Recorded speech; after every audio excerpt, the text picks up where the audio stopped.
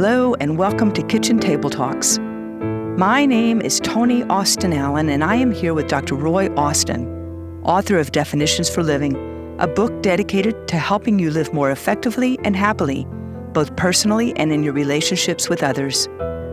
A number of years ago, Dr. Austin compiled numerous articles which he had written to assist his clients into what is now his book, Definitions for Living, making sense of words and ideas that define our lives. Recently, he and I began sitting at our kitchen table and talking about his book, and we became excited about the possibility of sharing our conversations with others who might benefit from them. The podcast you are about to listen to are the product of the recordings we began making of our conversations. We have discussed the book chapter by chapter and have produced this series of podcasts to accompany the printed version of the book, which is now available as an ebook on various publishing websites. Although we believe you will benefit greatly from the podcasts themselves, you will get the most out of them by purchasing the book, reading each chapter prior to listening to the podcast, and having it available to follow along with our conversations. The ebook is available on Amazon Kindle, Barnes & Noble, Scribe, Booktopia, Apple Books, Layman's, and Adlibris. We hope you enjoy our talks at our kitchen table as much as we have, and that your life will be greatly enriched by having shared our conversations with us. We are back with Chapter 11, Understanding Expectations. And I have to say that this is new territory for me, because I obviously have misunderstood, because I thought that having expectations of other people, although I have as a teacher had certain kinds of expectations in my own business, I was kind of always led to believe that having expectations of other people in relationships and friends, I found myself feeling guilty about that. And, or feeling misunderstood about it, or not quite knowing how to navigate those internal feelings I've had, thinking that maybe I was wrong about that. Well, that's a real common problem that a lot of people have, Toni, and that is what you just described is closely related to what we've talked about earlier as far as relationships and love. Mm-hmm. We talked about a lot of people believe that if we get into a relationship and we love each other, in the traditional understanding of that is that there'll be no conditions. That if we start setting conditions or expectations on the relationship, that means we really don't love that other person, or we're really not committed to the relationship. And so it's sort of that open-ended, let's get together and, quote, love conquers all, mm-hmm. which is a huge mistake. And that whatever comes our way, we're supposed to live with and hopefully be happy with, but if not happy with, just put up with it. And so it's in that idea is that if I put any strings attached to this relationship, then I must not really care about this person. It's sort of a bad interpretation of what's known as unconditional love. And that translates to unconditional relationships, which that translates into don't have any expectations or requirements or desires or wants. You just go into it and you take what you get. Yeah, and it's even to the point where I tend to have pretty high expectations for myself.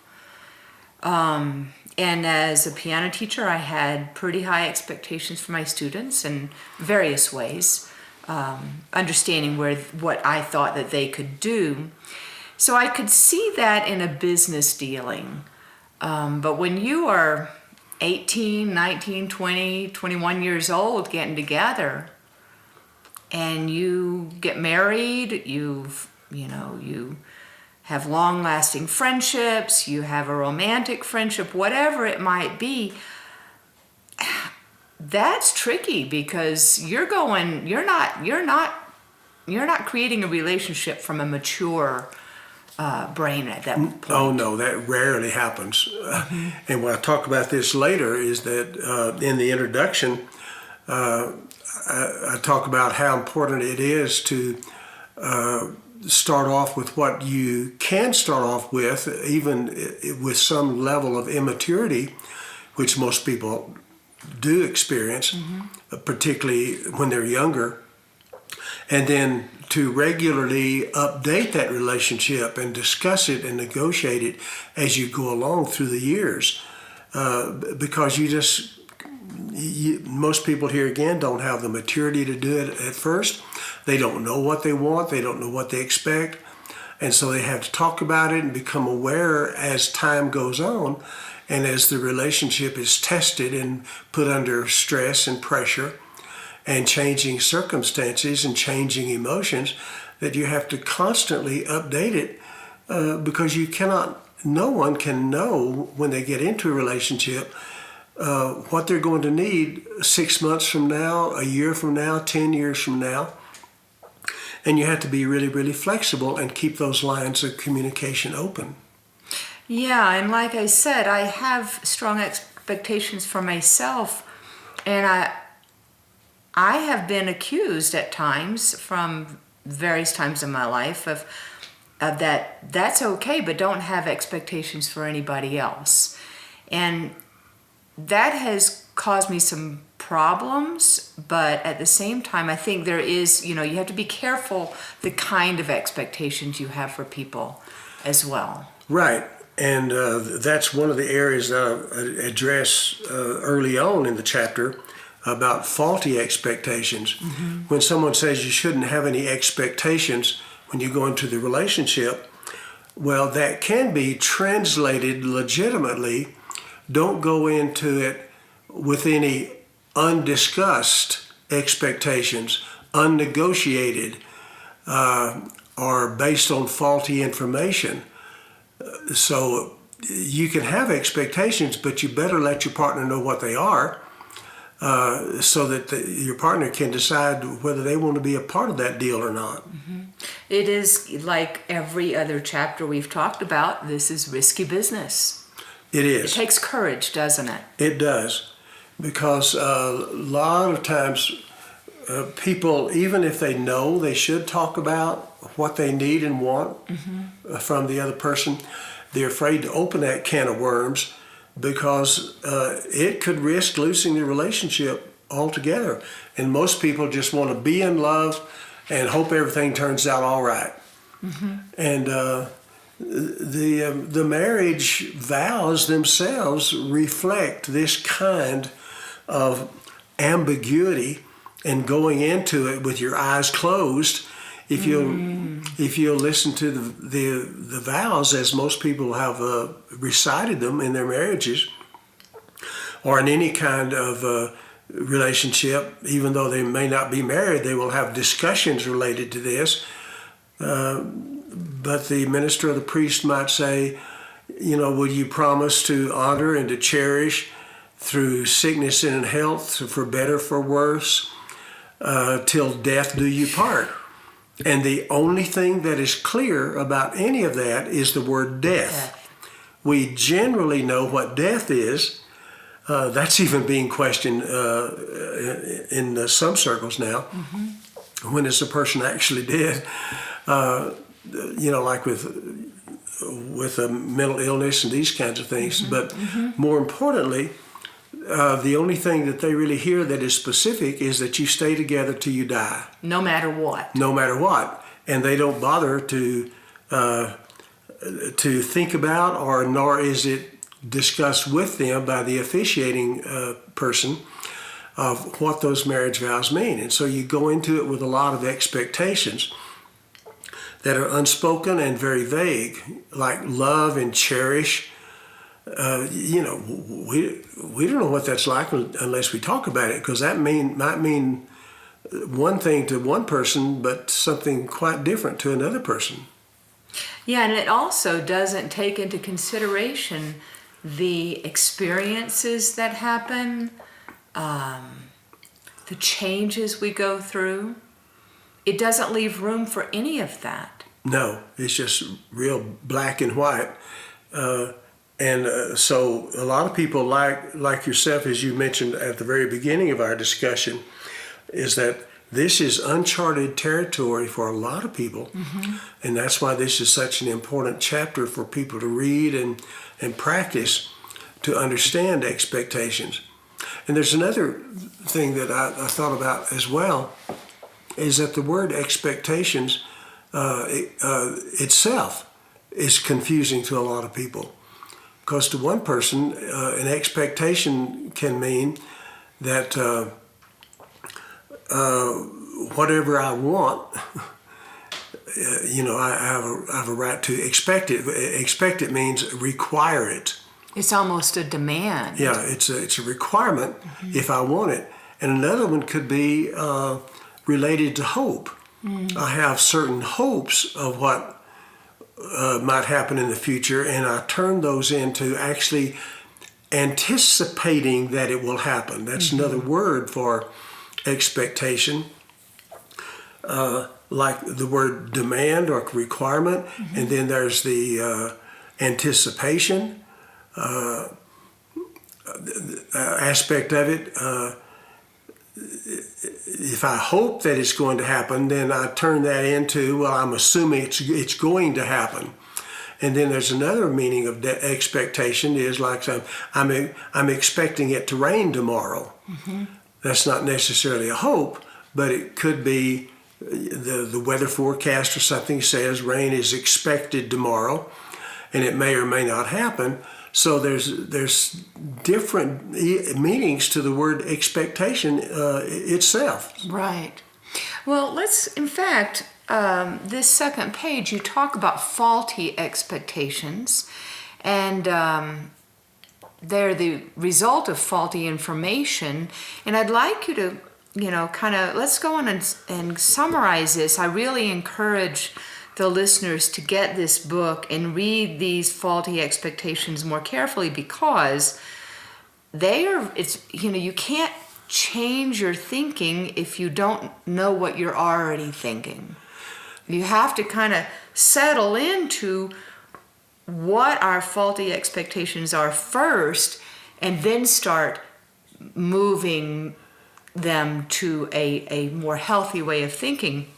So we won't go over these in full detail, because you do come back around in the do's and don'ts part of this chapter, but let's go on and go through A through E and just do a little summary on each.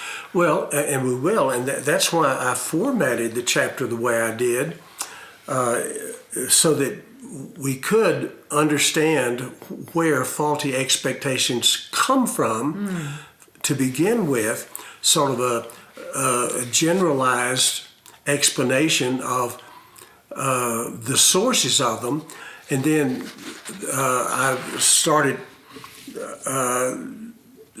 explaining it better in the second section here on deciding what to expect is basically simple, and that is the two ways that people can have legitimate expectations on the basis of two principles, overall general concepts that are very important. And then I go into the do's and don'ts, and the don'ts are again a sort of a repetition or a correction of the faulty information that we get when we grow up in this crazy world that we're raised in. And so there's a lot of repetition here, but it's on purpose.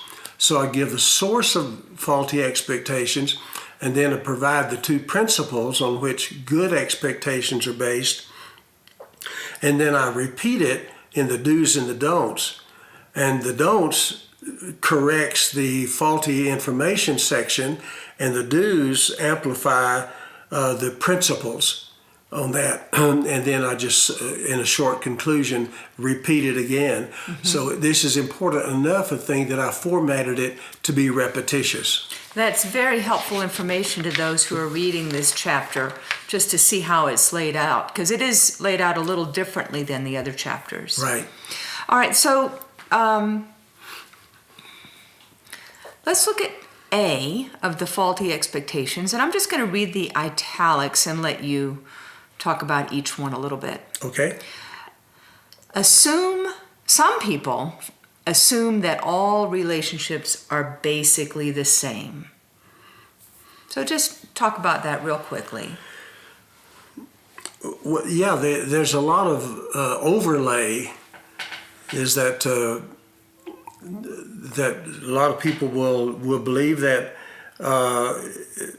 if I have a set of expectations, or you have a set of expectations for me and I for you, then that's true for any relationship I get into. And one of my favorite stories about that is this couple that got married. They were both on their second marriages, and one day the man bought his wife because of his deep love for her, a bouquet of roses, and had them sent to the home.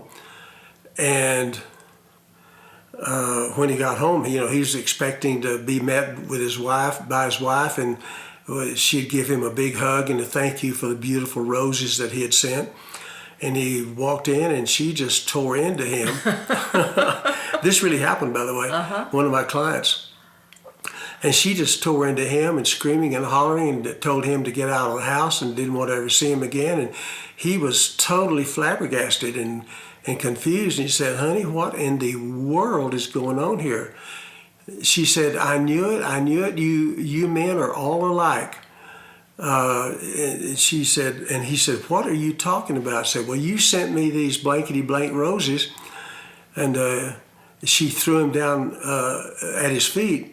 And he said, "Well, honey, I just wanted you to know how much I love you." She said, "Yeah, right." And he said, What's behind all this?" She said, "Well, my blankety blank husband used to always send me a bouquet of roses while he was having an affair with another woman to ease his conscience." And so I knew all the time, and he didn't know I knew, but I knew all the time he was having an affair when he sent me roses to try to smooth things over with me. And I know that's exactly what you're doing to me now, because you men are all alike. So that's a good example of how people have certain expectations that are left over from other relationships that they have. Or looking at, you might admire another couple, such as your parents or an uncle and aunt or friends, and I want our relationship to be just like theirs, and that's not realistic. Or it can find you wanting because you're just playing make-believe in some cases. When I was a youngster, there was a so-called love song. It says, "I want a girl just like the girl that married dear old dad." She was the only girl and the wonderful girl that Daddy ever had. And so she was, this guy who wrote the song, he was just thinking, if I get a girl like Mom, then we're going to have the same kind of relationship that Mom and Dad had. Not. How many people do that? Yeah, really. Then B, some people determine what to expect from others by imagining what others want from them and then assuming that those imagined expectations reflect reality. Boy, that's kind of a little mind bender there. Yeah. And it is a mind bender when you do it, I know it. You're second guessing all the time. Yeah, one of the basic rules, I'm not sure if it's in Buddhism or somewhere else. You might be able to help me here, but the very famous, important statement illustrates this. It says, "Don't believe everything you think." And a lot of people just assume something, that someone expects something of them, and then they assume that their assumption is correct. So there's a double assumption going on there. I assume something, and then I assume that what I have assumed is accurate. Right. And that's just crazy. If I thought it, then it must be real. Yeah, because I can't be wrong. Well, you find yourself, I can imagine the scenarios that could play out, and you go, I didn't want that at all. Exactly. What are you thinking? Yeah, Exactly. I can see that. Yeah, it happens all the time. C, others may go a bit further and actually ask their partners what they expect. However, they receive such vague answers, such as, I need to be first in your life, or just be supportive and understanding, that they still are not clear about what is wanted of them. Often these people do not know to ask for more specific information, or else prefer to fill in what they have heard with their own interpretations. Maybe that's a way of playing it safe. I don't want too much information here. I might have to follow through. Well, that is so very true. And also what is true, that other people don't know to ask for more information. They may know that it's vague and not easy to understand, like I want to be first in your life, it's a crazy vague concept, what first means. And they may know it's kind of vague, but they don't want to go into that about what that means, or they don't want to tell the other person what they mean by that. Well, it's a lot like the wedding vows, the marriage vows. Yeah. If somebody said, I want to be first in your life, that doesn't leave room for the changes and the unexpected incidences that come up in your life, like having a child. I know that a lot of husbands struggle with that. They were first in the marriage, and then all of a sudden they feel like they're being swept aside because children are taking up so much time. Exactly. And if you go into those details like that and tell your partner exactly what you mean by what you say, your partner may say, no, I don't think I'm going to buy into this. Yeah. And so they keep it vague, and sometimes they don't know to ask for more information. Got it. D, frequently people know quite well what they want from others and then assume that others want the same from them. What does that mean? Well, a really good example of that is in the area of intimacy, physical intimacy and sex. And if I want to have sex with you 3 times a week, then I just assume that that's what you want as well, that you'll have the same needs and desires that I have. Or conversely, is that if you have certain needs and desires of me, then I assume that I'm supposed to have the same feelings and desires that you have. And so not much flexibility in that way of thinking. There's no wiggle room at all there. And so it gets really, really tricky because every person, as we know, is unique, and that takes the uniqueness out of it. Got it. E, still other people develop their expectations from sources outside the relationship itself.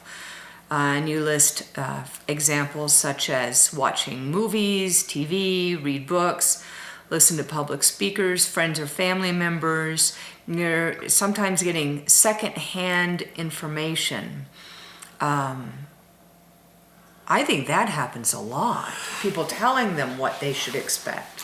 Yeah, there's the old classic. I don't know if a modern generation would know much about this anymore, but back in the old days when I was a youngster, even they'd have movies like this or stories about this where when a young couple was getting ready to be married, but then the father would take the son off to the side out in the barn and tell him, what to expect from his wife and what kind of a husband he was supposed to be.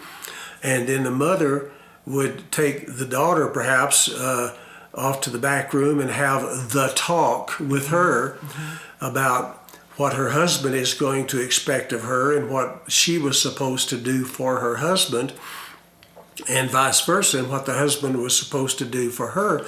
And so these cultural expectations and family expectations can be passed down from generation to generation.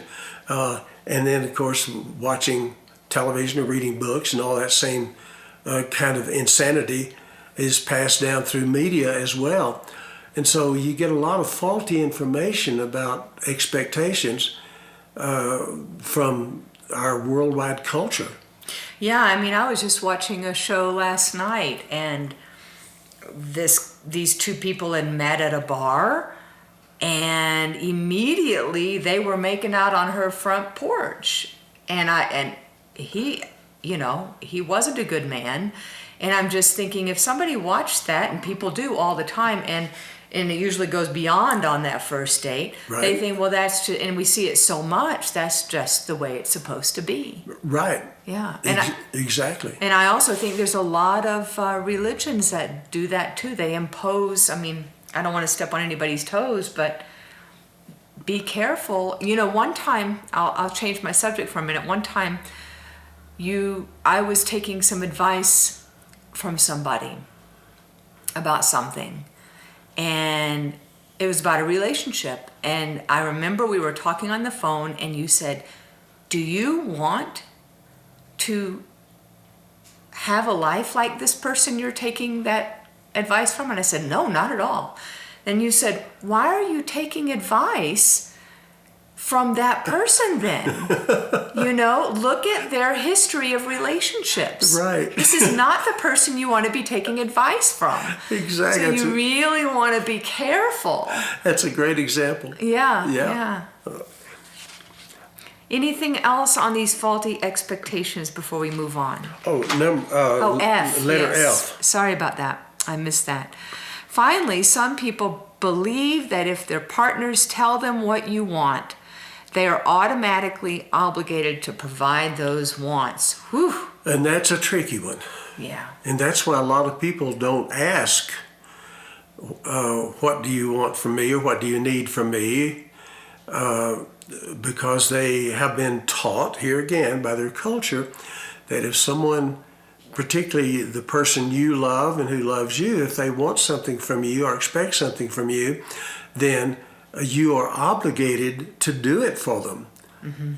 And if not, then that must mean you don't really care about them.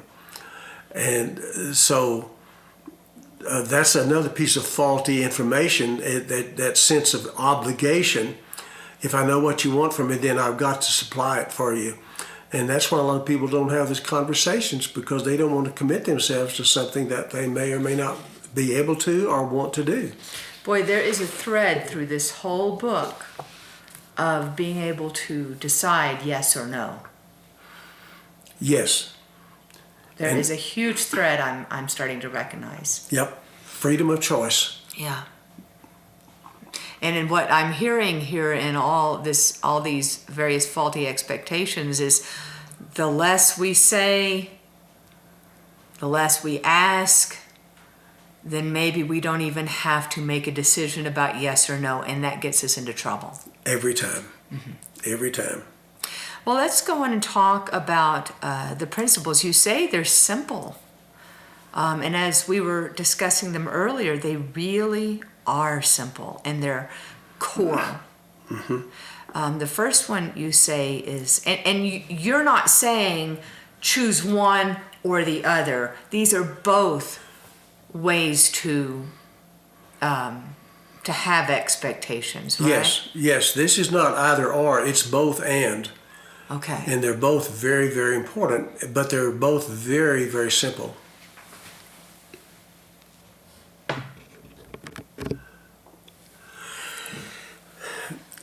And these principles are really simple, but they're very, very basic, very easy to understand, but very difficult to practice, because they are not part of our culture.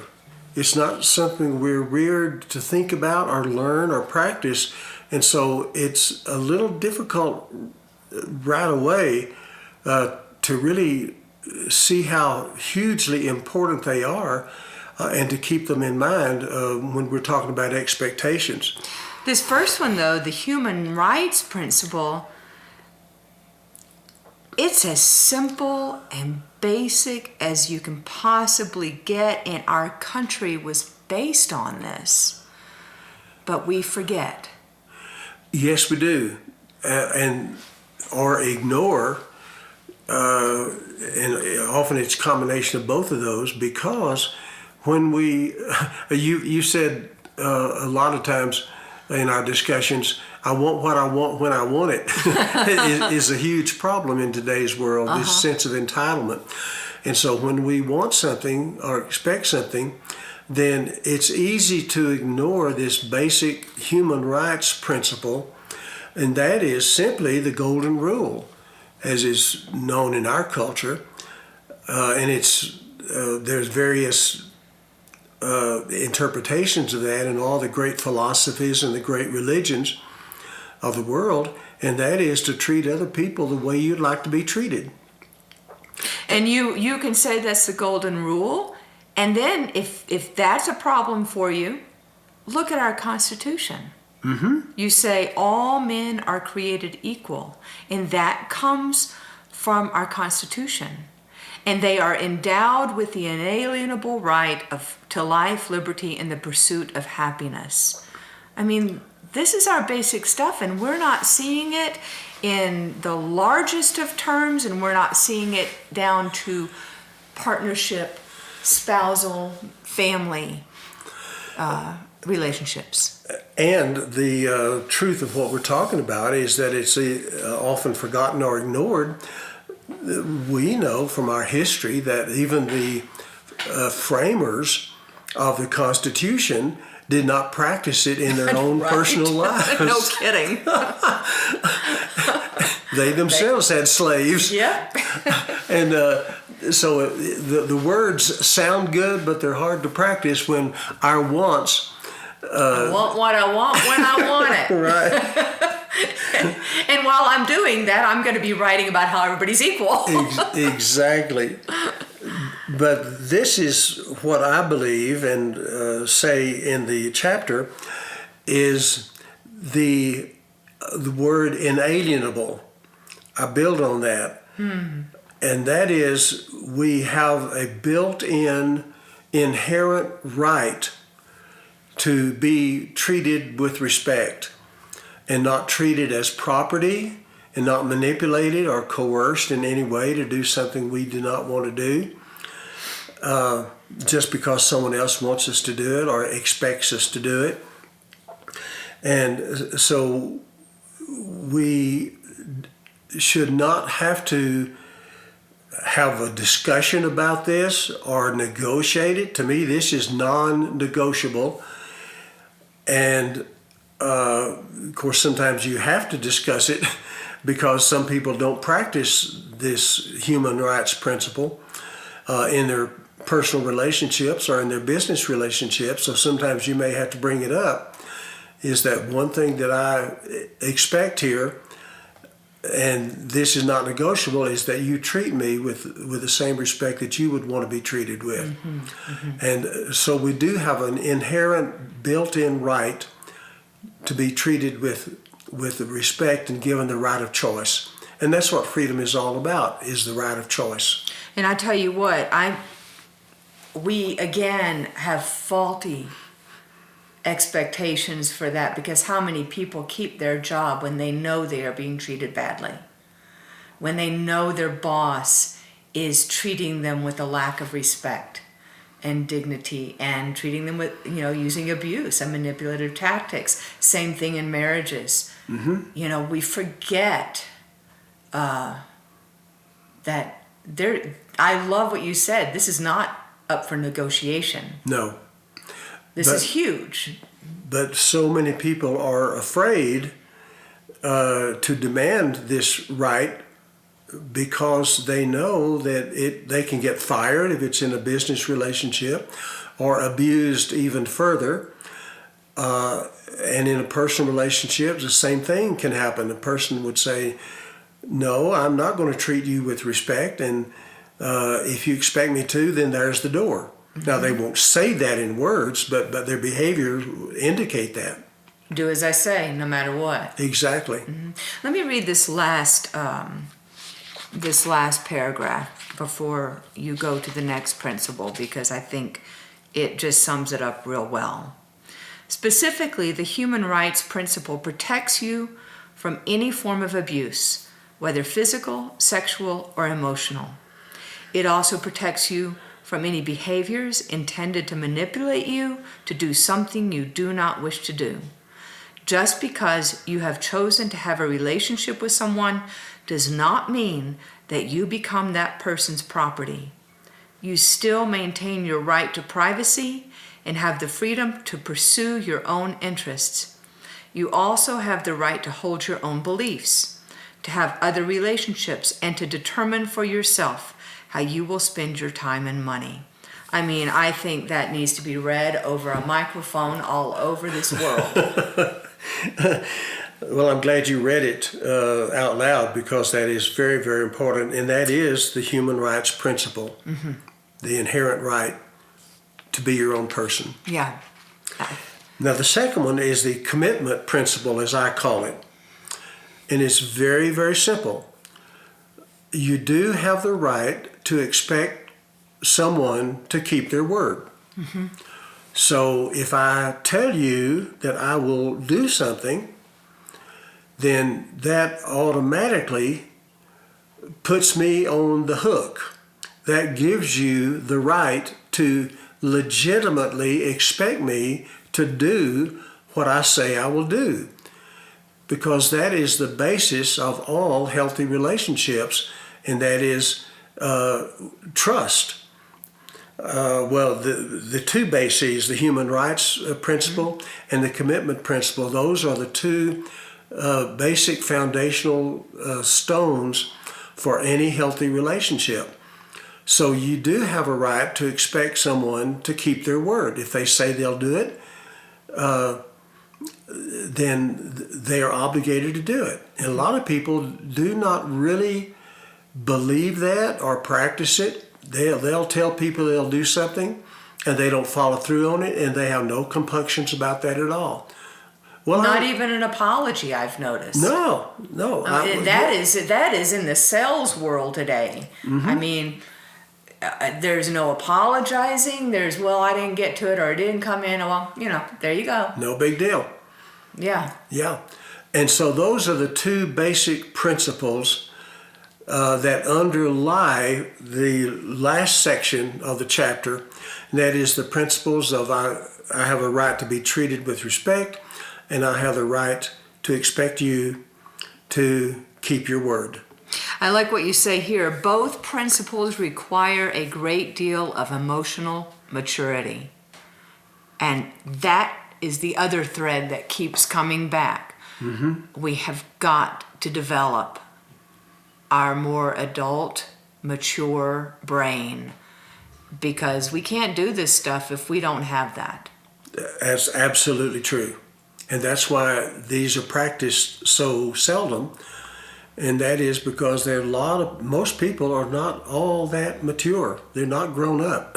They work a lot out of their child brain, not their adult brain. Yeah, you say in the next paragraph, many people never had the opportunity of having good relationship skills modeled for them as children. They find it difficult to change their old familiar habits of making false assumptions and of using manipulation to get their needs met. They simply do not understand the importance of communicating openly about their mutual needs, of working out agreements to meet those needs, and of actually fulfilling the commitments they make to each other. But that is not an excuse for not learning it, correct? That's absolutely correct. Most people did not grow up in a world where these principles were practiced, including the one on the trust building process, which I discuss later in more detail in another chapter. but trust is based on someone saying they'll do something and doing it. And a lot of parents do not model that for their children. They'll make promises to the kids that they don't keep. And then they'll come up with excuses. So the children learn to distrust their own parents. And so they don't have that modeling to go by. But that, like you said, it does not give us an excuse. Well, I never grew up with that, so that puts me off the hook. No, it doesn't. You're still accountable for what you say you'll do. And I will thank you, because you did teach me and my brother that, and it goes a long way. I appreciate that. Yeah, Thank you. It goes a long way. So let's go on into the do's and don'ts of establishing expectations. If it's okay, I'm just going to read through each of the do nots and let you go from there, okay? Yeah, well, and this is where we go back to how I formatted the chapter, is that these don'ts are the corrections of the faulty information section we just discussed. And so I'm deliberately repetitive here to make a point over and over again. It's the flip side of it. Yes, it is.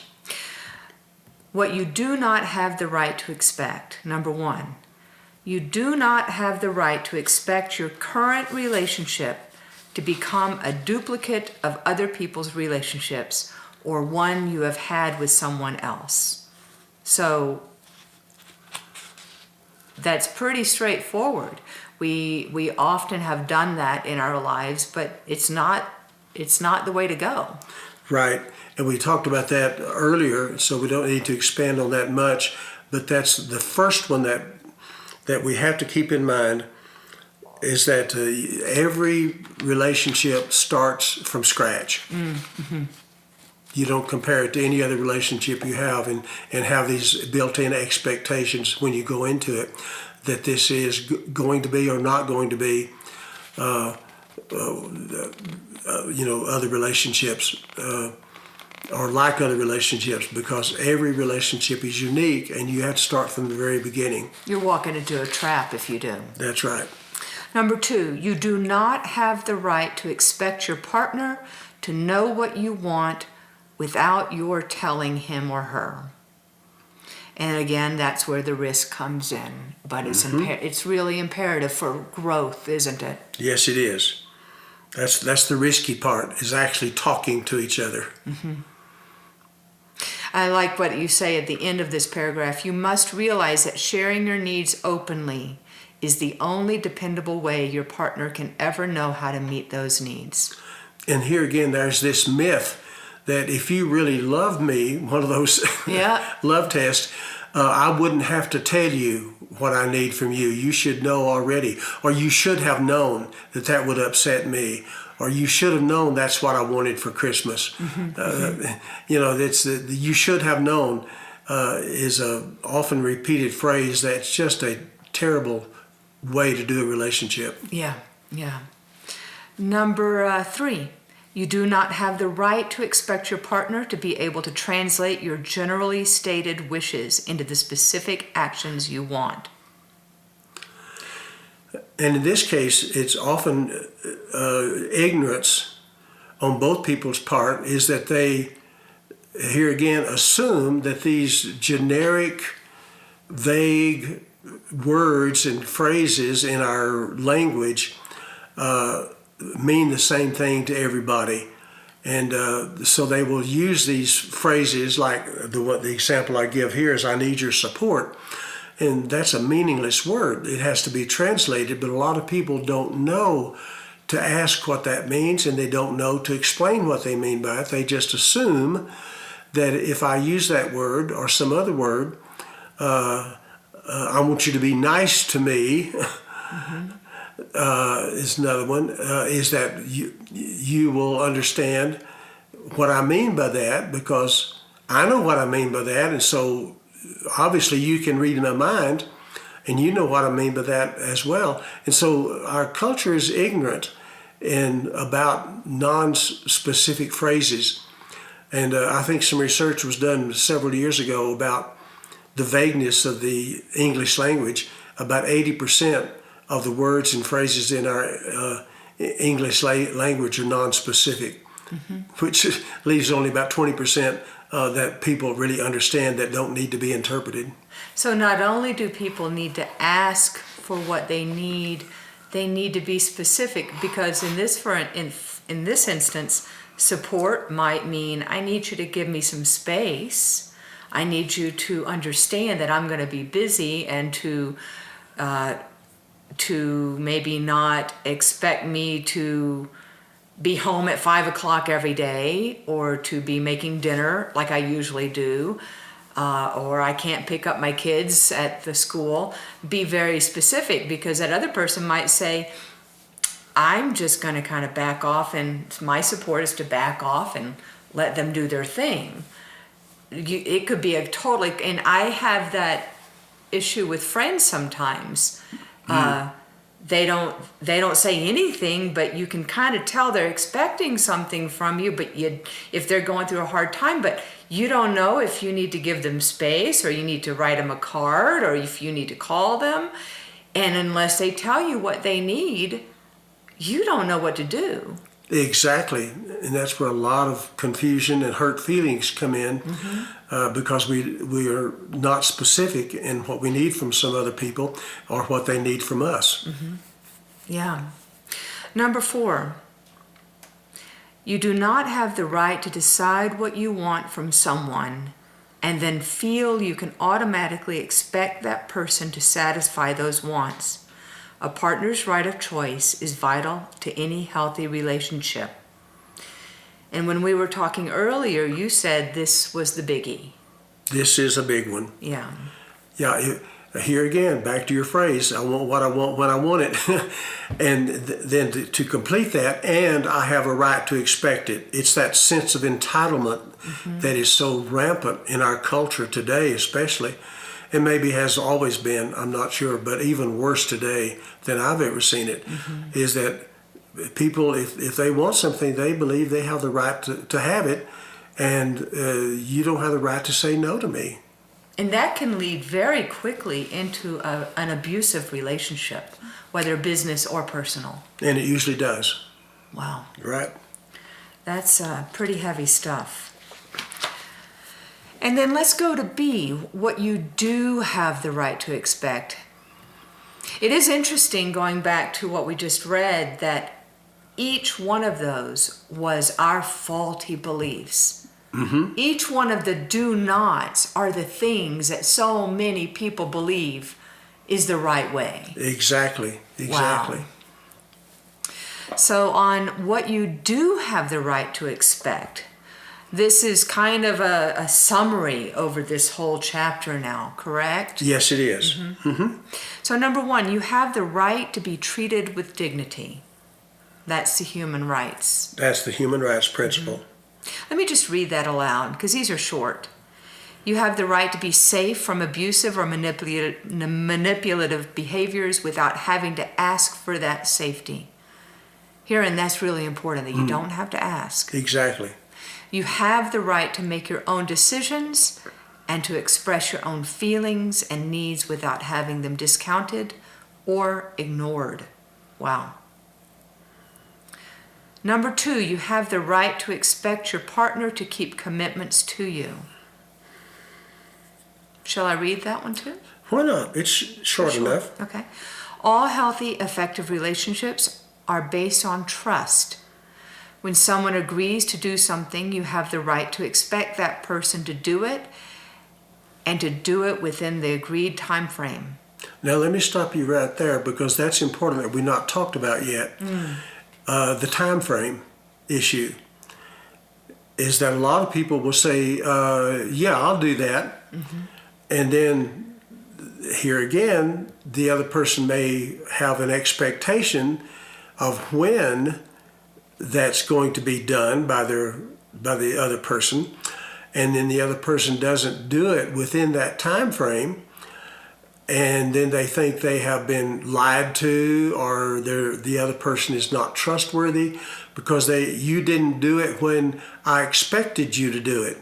So part of the expectations, as far as commitments are concerned, have to include the time frame within which it's going to be done.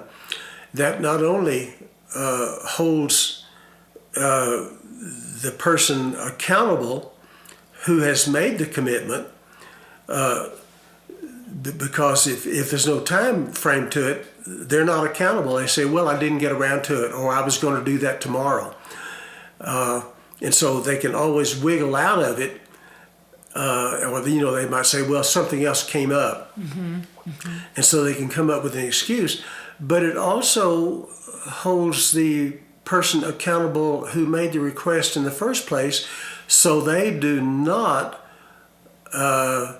accuse the other person of not keeping their word. Say, well, you told me you would pick up the cleaners the clothes at the cleaners, and you didn't do it. I just can't trust you to do anything. You said, but you didn't tell me when to do it.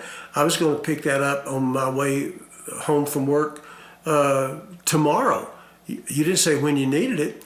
And so it holds both people accountable if there's a time frame put on it. But both people need to understand that that's not a controlling thing.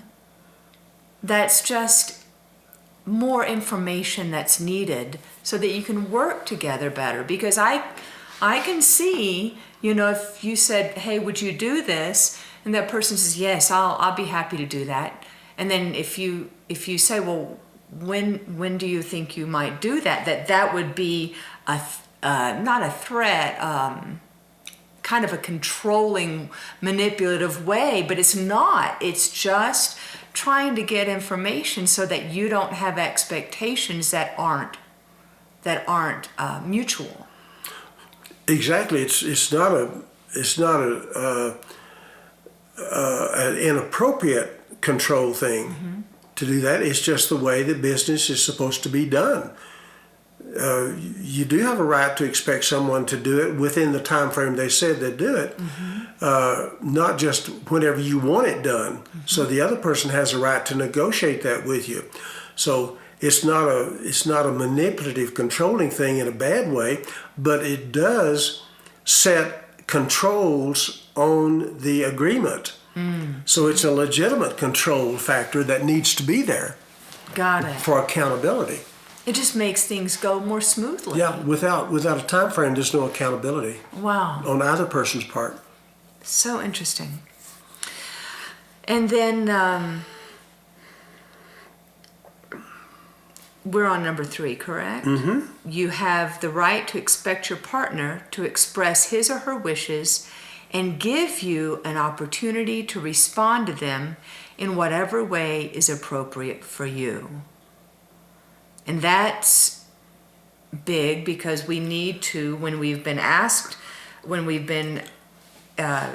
a wish has been expressed, we need to remember we don't have to always say yes. Right.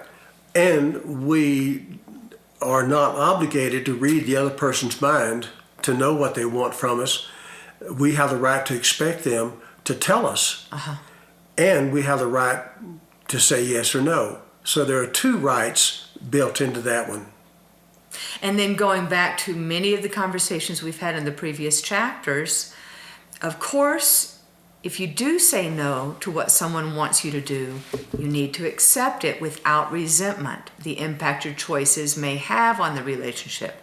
Some needs are important enough that the future of the relationship may depend on whether you satisfy them. Other requests are not so crucial. You and your partner need to talk about the consequences of your response before you give it. And then vice versa. If you express your wish and that person says no and you accept it, then you also need to accept it without resentment. Exactly. That's the mature way to handle it. You have to be willing to take no for an answer without holding grudges. But it also may mean that it's an important enough need or desire on your part that whether you stay in that relationship or not depends on the other person saying yes, and you have the right to do that, but you also have the obligation to be mature enough to walk away from the relationship, not to punish the other person, but because this is a significant need of yours that must be met. And if not, you have the right to end the relationship. Either way, you can do it without resentment. Exactly, and that's the key. No grudges here. This is just the mature way to do a relationship of any kind, business or personal. Yeah. So is there anything you would like to add to this? This has been a really full and rich discussion. Is there anything you'd like to add to conclude? Well, let me just read the conclusion. Okay. That sort of summarizes it for us. By following the above guidelines, you and your partner can know whether your expectations of each other are realistic. Remember, your right to be treated with respect and dignity should be expected automatically, and that's a real key phrase. All other expectations you have for each other will be appropriate only on the basis of what each of you has actually said you would do. These two simple principles provide the foundation for healthy relationships in all aspects of your life. It's a very simple and powerful way to understand expectations. Yeah, I'm really feeling the power of these two principles. There's just nothing but truth about it. Yep, it's very simple. And as we know, the more simple life is made, the more difficult it is to do it well. Yes. Because it's easy to complicate life, because complicated living is all around us. It's modeled for us from the day we're born. And it's not risky to complicate life, but it's risky when you do it correctly, because a lot of people can't handle you're doing a relationship correctly. And so they'll walk away from you, and you have to be willing to take that risk. Well, I love the chapter that's coming up because it's chapter 12, Understanding Faith and Trust, which leads perfectly from, what we just read leads perfectly into this idea of yes, and trust. it is one of the more crucial chapters of the book and one of the more lengthy chapters, but it is, it and 2 or 3 other chapters are the heart of any healthy relationship. So I look forward to discussing that with you. Yeah, absolutely. Thank you. Thank you so much for listening to our podcast. Again, Dr. Austin's ebook is available on Amazon Kindle, Barnes & Noble, Scribe, Booktopia, Apple Books, Layman's, and Adlibris. We look forward to having you join us for our next podcast.